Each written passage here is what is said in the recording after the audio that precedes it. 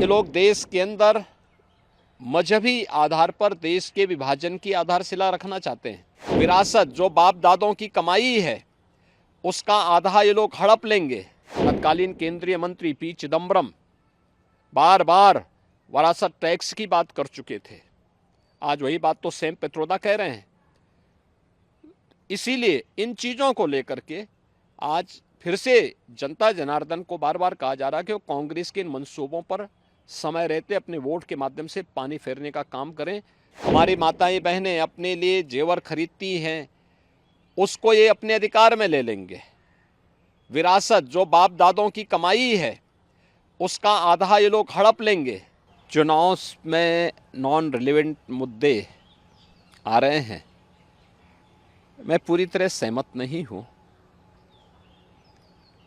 चुनाव की शुरुआत में हम लोगों ने मोदी की गारंटी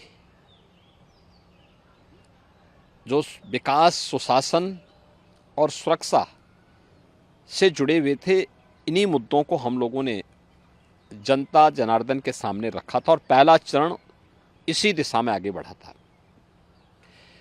लेकिन इसी दौरान पहले चरण के ठीक पहले कांग्रेस और इंडी गठबंधन का जो सबसे बड़ा जो सहयोगी है वह कांग्रेस पार्टी का घोषणा पत्र सामने आ गया। कांग्रेस पार्टी ने अपने मैनिफेस्टो में जिन बातों का उल्लेख किया है वह भारत जैसे दुनिया के सबसे बड़े लोकतंत्र के लिए एक बहुत खतरनाक संकेत करता है। और चूंकि कांग्रेस का इतिहास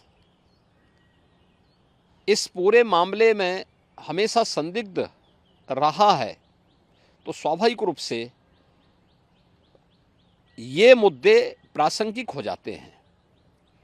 हमने विकास के मुद्दे पर पिछले 10 वर्ष में मोदी जी के जो कार्य हुए हैं इंफ्रास्ट्रक्चर के क्षेत्र में, सुरक्षा के क्षेत्र में, आत्मनिर्भर भारत के लिए गरीब कल्याणकारी योजनाएं थी, इन्हीं मुद्दों को लेकर के हम तो चुनाव में गए थे। लेकिन उनके मैनिफेस्टो ने हमारा ध्यान आकर्षित किया इस ओर। और आपने देखा होगा कांग्रेस के एक सलाहकार के रूप में सैम पित्रोदा, उनका वक्तव्य सबने पढ़ा। कांग्रेस ने इससे पहले यूपीए गवर्नमेंट के दौरान रंगनाथ मिश्रा कमेटी और सच्चर कमेटी की रिपोर्ट कांग्रेस ने की थी।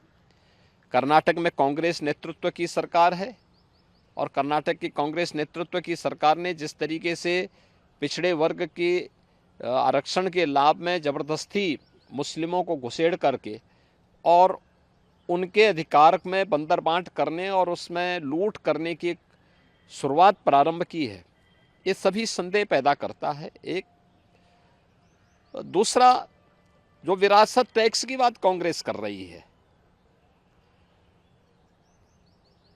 यह भी एक खतरनाक इशारा है। गरीबी, एक झटके में गरीबी हटाएंगे, इसके लिए वे हर संपत्ति का सर्वे करवाएंगे, एक्सरे कराएंगे, इस प्रकार का वक्तव्य कांग्रेस दे रही है।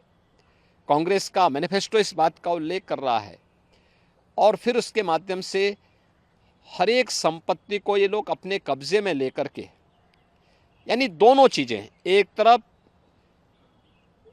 ये लोग देश के अंदर मजहबी आधार पर देश के विभाजन की आधारशिला रखना चाहते हैं, दूसरी तरफ किसी ने मेहनत से अगर अपनी संपत्ति अर्जित की है, घर बनाया है, कोई प्रॉपर्टी बनाई है, खास तौर पर हमारी माताएं बहनें अपने लिए जेवर खरीदती हैं, उसको ये अपने अधिकार में ले लेंगे। विरासत जो बाप दादों की कमाई है उसका आधा ये लोग हड़प लेंगे।